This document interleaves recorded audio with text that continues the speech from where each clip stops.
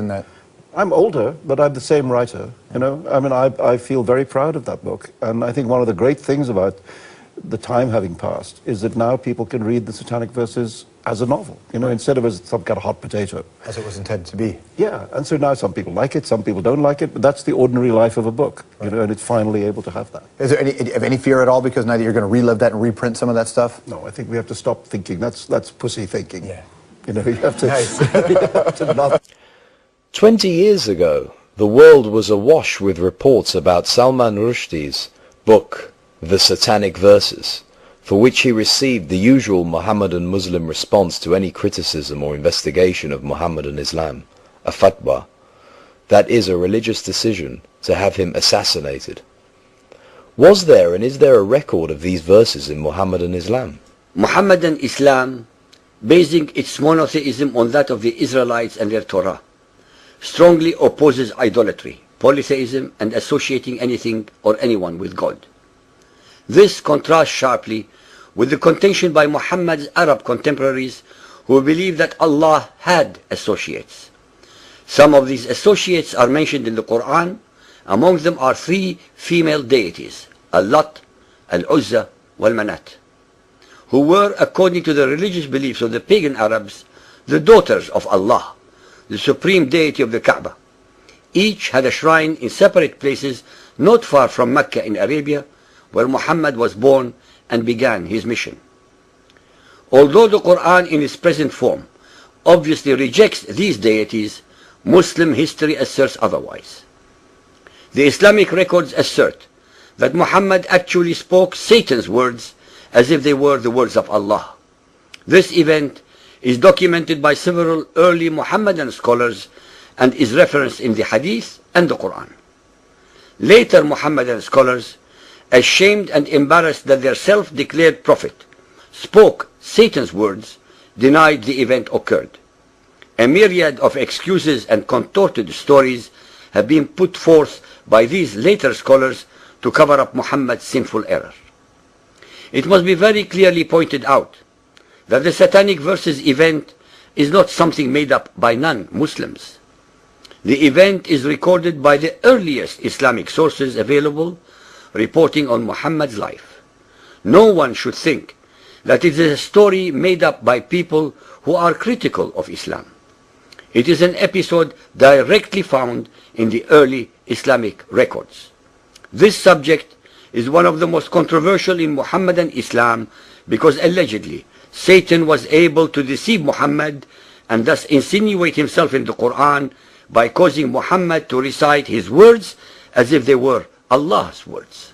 Muhammadans always use the mantra, bring forth the proof. Well, the proof is as follows.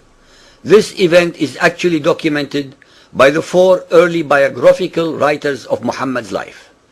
Ibn Ishaq's Sirat Rasulullah, Al-Waqidi, Ibn Sa'ad's Kitab al-Tabaqat al-Kabir, and Tabari's History.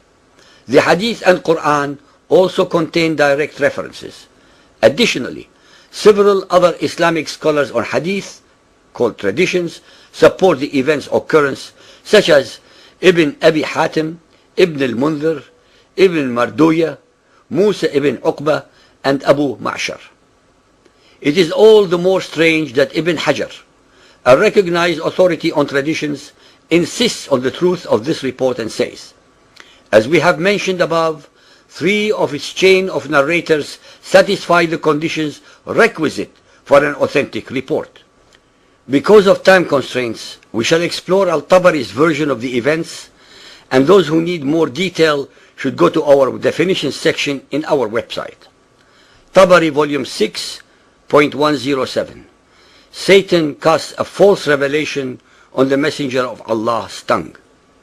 The Messenger of Allah was eager for the welfare of his people and wished to effect a reconciliation with them in whatever ways he could.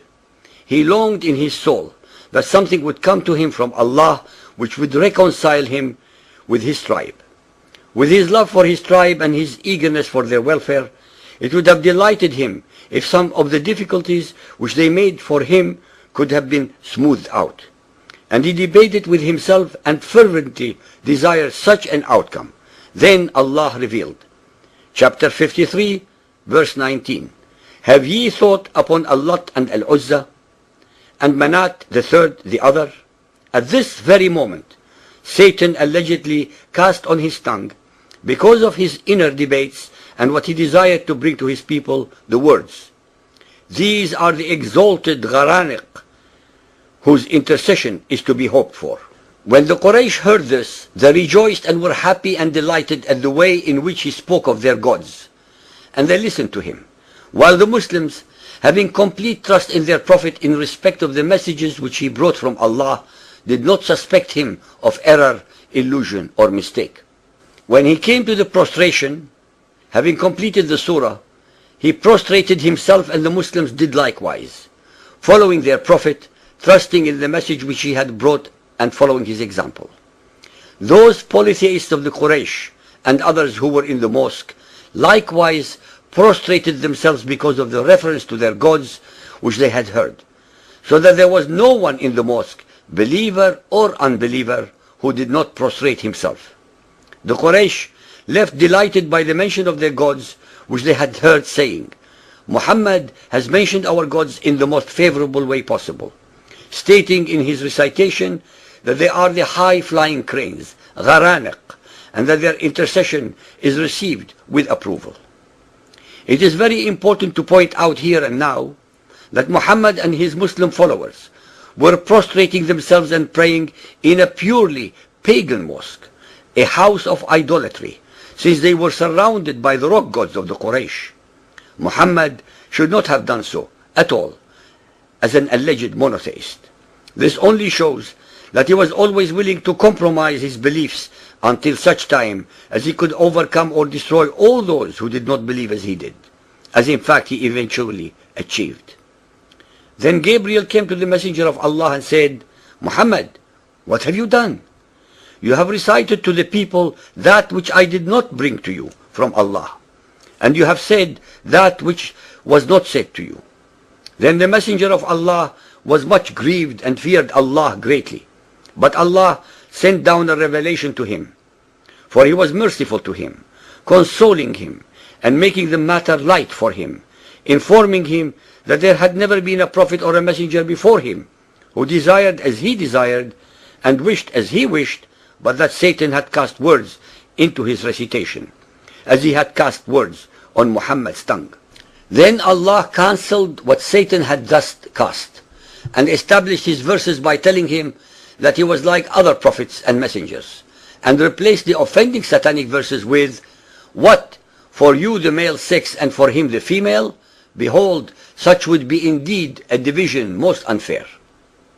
The question that any inquisitive mind will ask is, how many other verses in the Quran were actually revealed to Muhammad by Satan and not Gabriel?